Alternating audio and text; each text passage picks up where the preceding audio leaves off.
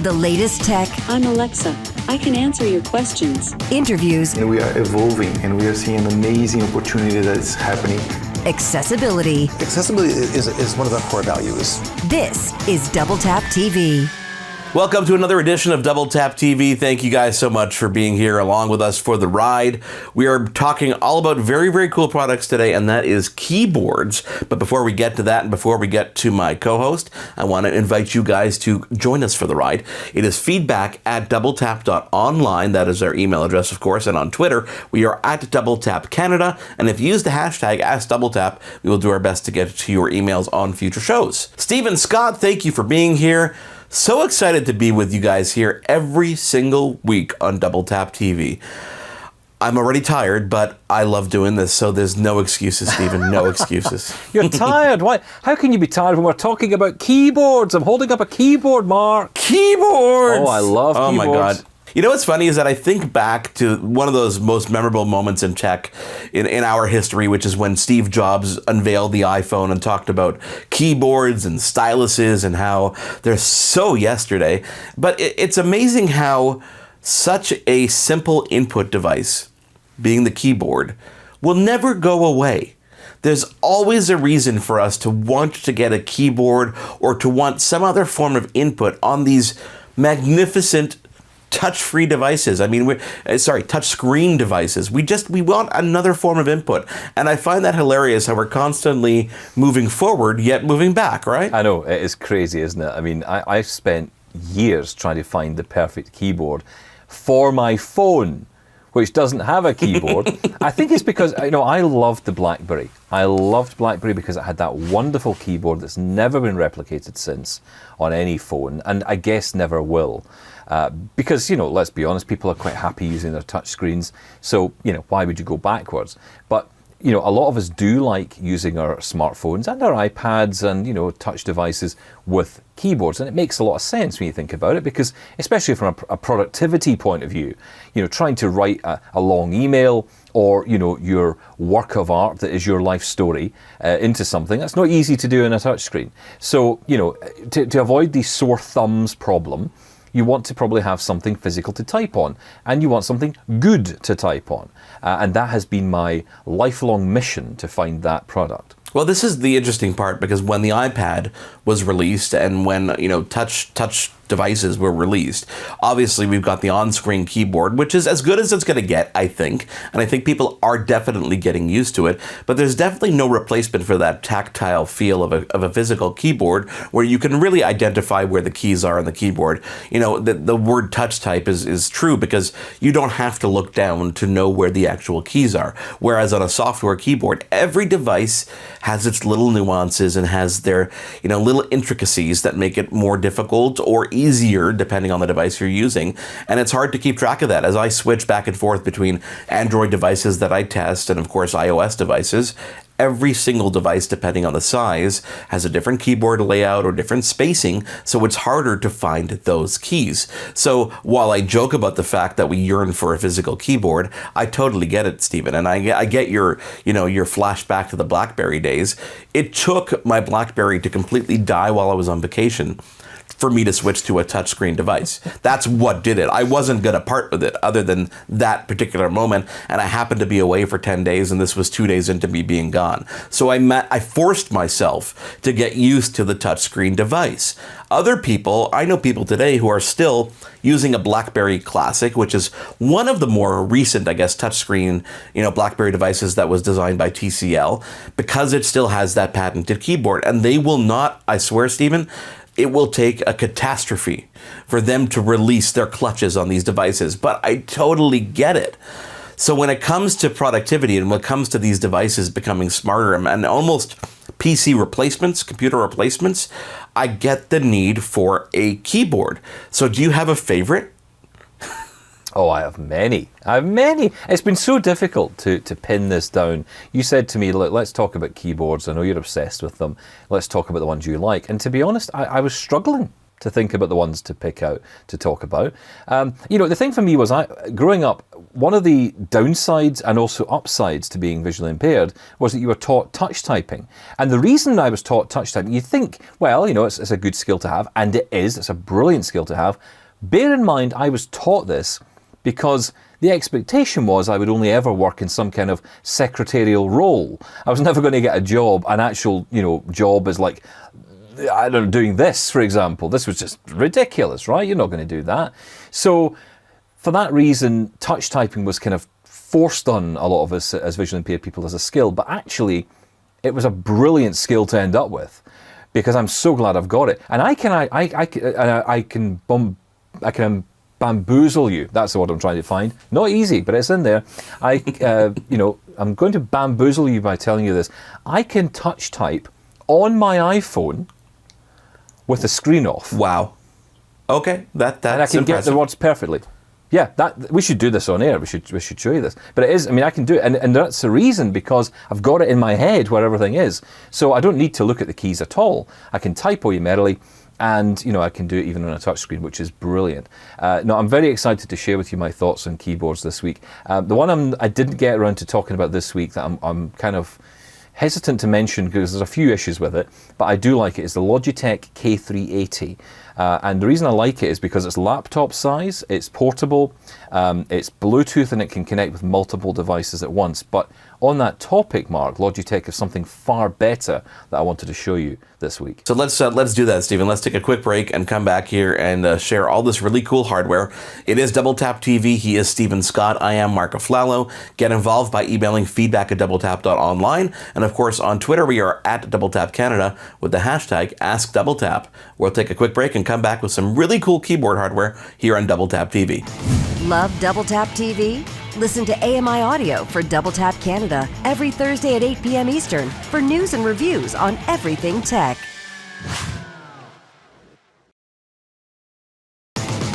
This is Double Tap TV. Welcome back to Double Tap TV. We're talking all things keyboards. Get involved. Feedback at doubletap.online, and on Twitter we are at Double Tap Canada with the hashtag AskDoubleTap. Stephen, you are I think, borderline obsessed when it comes to keyboards for your devices. So let's dive into your obsession, please, sir. Yeah, that's right, Mark. I am a bit obsessed with keyboards. I don't know where it started. I don't know where it will end. But what I can tell you is I think I may have found the perfect keyboard. This might be the last one I buy. I know, shocking, eh? Well, I don't know if it will be the last one I buy, to be honest. I say this every single month to myself, and then something else comes along, and I think, oh, that's even better. But let me tell you why I think this one's good. This is MX Keys. This is from Logitech. This is their new range. This particular model is for the Mac, so it's the MX Keys for Mac. And the reason I've chosen this one to show you today is because it has a number of features in it which are really useful if you use more than one computer, or you use a keyboard for a PC, and say your iPhone. This is really useful. Okay, so here's the thing. If I wanted to, I'm able to connect this to my MacBook, my PC, and my iPhone all at the same time, and I'm able to easily switch between those devices just by a couple of keys on the keyboard. I mean, that is what you want, isn't it? If you're going to be multitasking, you want your technology to be multi-function. This keyboard is a really solid keyboard. It's well built, it's heavy, it's got a bit of heft to it, Mark. I like a bit of heft in my keyboard. And what I love is it's completely customizable as well. So here we have, along the very top of the keyboard, all these lovely function keys. Now, of course, if you're using JAWS, you're going to be using F1 to F12 for your standard operating procedure for your software. So for example, if you want to open up the list of links on Google Chrome, instead of having to navigate through them all, you just hold down Insert and you press F7 and it brings up your list of links. So function keys are really important for a PC. On a Mac though, you might not use your function keys as much. So you can actually set these keys to do a whole wide range of different things. You could have a modifier key plus another command that you've chosen to put together. Maybe you've customized a keyboard setting you have to hold down two keys for. Well, you can just turn it into one using this. Or if you want to launch an application like Mail or Safari, or any other kind of application, you can actually assign it to these individual function keys. Now, because this is an extended keyboard, you actually have additional function keys on the right-hand side, just above the numpad. So as well as having your numpad, you know, keys 1 to 9 and all your plus and minuses and everything else, you've got those 4 additional customizable function keys, which is absolutely fantastic. And all of this can be operated through the Logitech Options suite, which is available from Logitech to download for Windows or for Mac. Now, you have to install Logitech Options on every device you want to use this with, so you can decide how you want this keyboard to operate. Now, let me give you some examples of that. And this is how sort of level of customization you can have, as well as not only choosing what each and every individual key here does, you can also swap them around. So if you don't want to use these kind of function keys as special keys or special access keys or, you know, combination keys to do something, you don't need to do that. You can have them set to be F1 to F12, like, as I mentioned, using Windows. So I don't want it to be set so that I can open up applications on my PC. I just want to be able to get to F1 to F12 by one touch, not having to hold down the function key as well. So for that, I can go into the settings on the program, on the Logitech Options software, and I can tick the box which says use my function row keys as a function row F1 to F12 as opposed to the standard setup, which is those special keys. Now, this also has backlight function as well. Again, controllable, customizable. You can have as much backlight illumination as you want. You can turn that down as well if it's too bright for you. For those with low vision who just want to be able to find a key, especially, for example, on the number row key, you often find trying to find number 5 or 6 if you're not using the number pad, then that can be quite challenging. But just by hovering your hands over the keyboard, there's a sensor on the keyboard that will sense your hands coming close, and it will start to illuminate the keyboard. We're not seeing that at the moment with this keyboard I've got in front of me because of the big lights we have in the studio here. So you're not going to see that, unfortunately. But that is how it works. Really smart, really clever, easy to use, and it's all charged up with a simple USB-C cable. And the battery, it tells me, will last a year, so we shall see. This one I want to show you is another one I love, and the reason I've gone for this is the Brydge Pro keyboard. This is for the iPad Pro 2020. It's because I need something on the move as well, so this isn't just about, you know, being at home, as I am at the moment, obviously working from home. You know, when I'm back out in the move again, I want to be able to take my iPad with me and use it like a laptop, and this allows me to do that. What I like about this in comparison to, say, the other Magic keyboard that comes for the iPad is that, you know, the keyboard itself is kind of set back from the front edge. If we bring in the original iPad keyboard and I sit it next to it, what you notice is that the keyboard is right at the very front of the setup. So when I go to type, as soon as I put my fingers on the very front edge of this keyboard, I'm on the space bar. There's no recess at all. Whereas on the Brydge keyboard, I do have that, and I have a bit of a recess, a bit of a wrist rest there, and I'm able to start typing. Now, the typing difference between these two, and I'm not comparing them, but just showing you, the typing difference is pretty big. You've got quite a low key travel. Some people like that on the iPad one from Apple. You can type, and it's quite a noisy, clacky keyboard, but at the same time, sometimes I don't even know if I'm touching the keys or they're actually hitting the keys down because they don't even feel like they're moving. Whereas I go to the Brydge keyboard, and as I'm typing, yep, equally as clacky, maybe a bit quieter, but at the same time, I know I'm pressing those keys. The other thing I love as well about the Brydge keyboard, something you don't get with the Apple keyboards, is a function row key. Yes, my function row key's back. Maybe less important, I guess, on an iPad, but still a really lovely function to have. And again, for someone who's blind, having that tactile ability to go to a button, to pause music, to change the volume or adjust the brightness is really key. So I have gone for this, the Brydge keyboard, and for those who are wondering how the iPad itself connects in, really simple. All we do is we take our iPad, we simply just take it to the little hinges at the very top that are sticking out of the device, and we slot in the iPad, and then what happens is your iPad essentially turns into a laptop. And suddenly on the move, I can type, I can use it with VoiceOver, I can do what I want to do, I've got access to my function row key, and I have a beautiful keyboard recessed in, plenty of room, nice key travel, keys are widely spaced, lovely. So for now, those are my keyboards that I like and love. It may change, but that's where I am at the moment. The MX keys for Mac and the Brydge Pro keyboards for iPad. Stephen, I love how you said those are your favorites for now, because you know, just like I do, that in a month from now and a year from now, they're going to come out with something even cooler than those two devices. And I've got two up my sleeve that I want to talk about. So let's take a quick break. It is Double Tap TV. Get involved. Feedback at doubletap.online. On Twitter, we are at Double Tap Canada with the hashtag AskDoubleTap. What are your favorite keyboards for your touchscreen devices? Well, mine are coming up in just a moment here on Double Tap TV.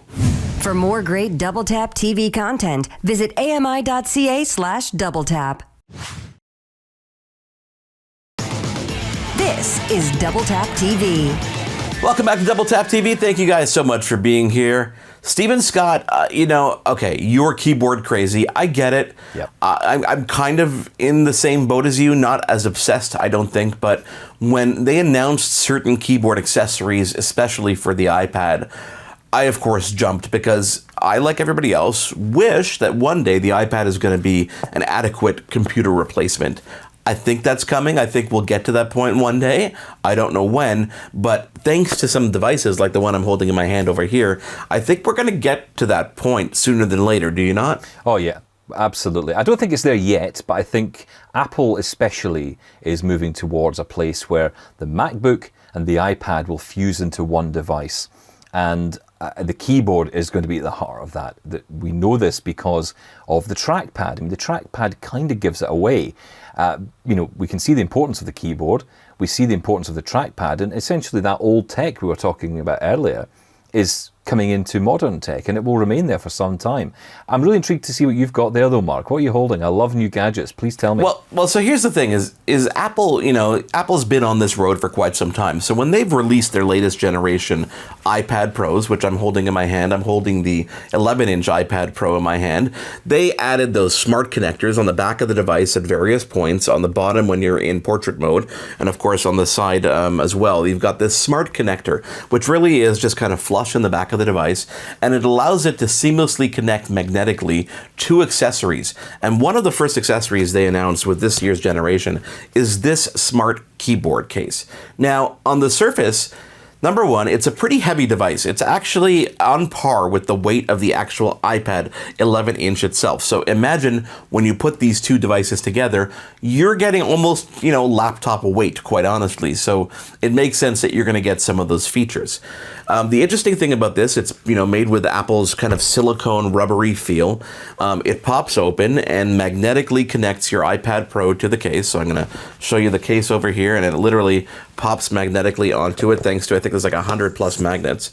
And it keeps it quite beautifully on the stand. When you look at it from the side, you can see it has this kind of interesting angle, and you can actually tilt the top of the iPad back, and it really does give you this kind of computer, almost iMac type feel with it. So you get this keyboard, which has an embedded trackpad in it right there on the actual case itself, and you could tilt that screen back so that when you're looking at it sideways, you're working at a really nice, comfortable, ergonomic angle. And of course, because of the design of this case, take your Apple Pencil out, and it still magnetically stays nice and put at the top of the iPad and charges wherever you go, which is good because it gives you that access. But at the same time, I find it a little bit bad because it doesn't protect the pencil, and you could still kind of knock it off, and then you don't know where it is if you've dropped it on the floor somewhere and you don't realize that you actually did that.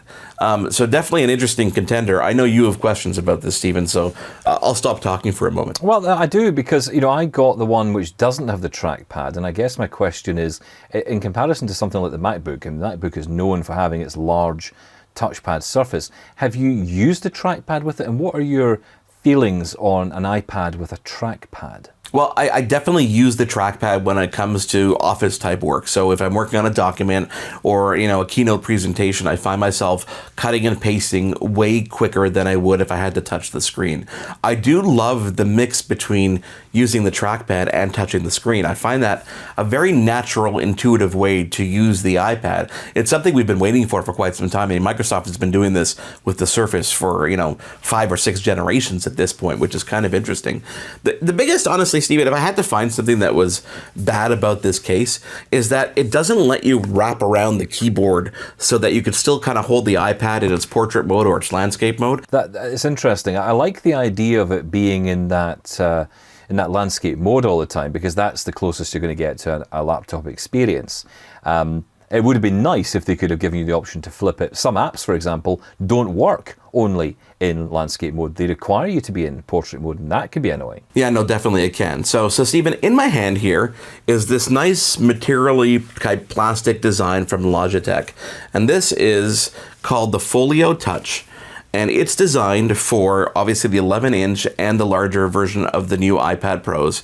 It's got that big camera cutout, so if you've got that LiDAR camera there, it's compatible as well. It snaps into place, so as opposed to magnets, you have to snap it into kind of the rubberized, I guess, the rim around the edges, you would call it. So you literally just snap it into place here, and it goes in quite nicely. It has a little spot at the top, a little divot where you could put your Apple Pencil to charge. But because this is a folio case, it fully closes and has a little flap around the edge that's magnetic that not only protects the device from opening, but also keeps your pencil in place, which is something that Apple didn't even do, which is kind of interesting. When you want to use the keyboard, you literally open the flap over here, you open the keyboard case. It's hard to do in midair, much easier to do on a table.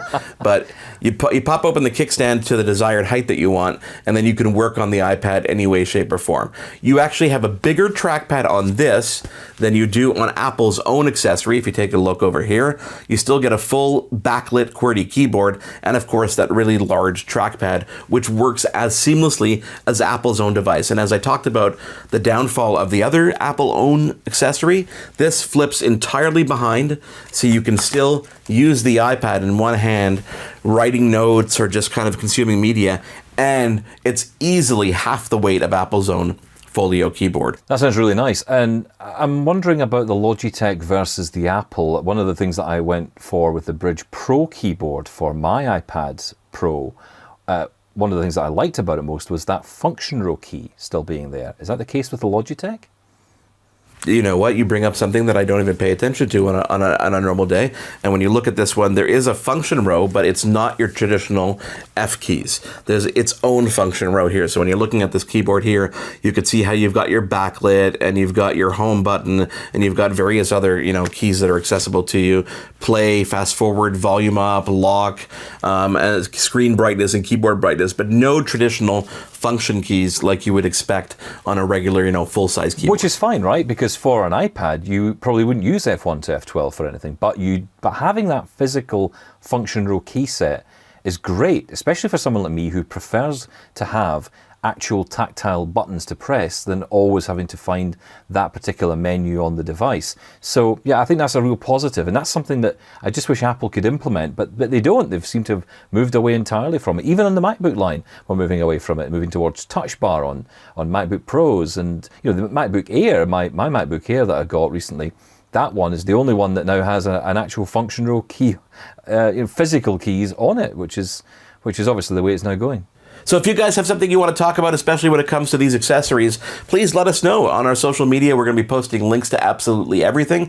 If you want to get involved, again, the email address feedback@doubletap.online, and on Twitter we are @DoubleTapCanada, and use that hashtag, which is AskDoubleTap. I am Marc Aflalo on behalf of Steven Scott. Thank you guys so much for being here this week. We will speak to you again next week here on Double Tap TV. For more great Double Tap TV content, visit ami.ca/doubletap. Hosted by Marc Aflalo and Steven Scott. Editing Will Attar. Production assistants Wendy Kaufman. Content review Zachary Aflalo. Voiceover Anna Vicino. Integrated Described Video Specialist Ron Rickford. Coordinating Producer Jennifer Johnson. Director Production Karen Nye. Director Programming Brian Perdue. VP Content Development and Programming John Melville. President and CEO David Arrington. Copyright 2020 Accessible Media Inc.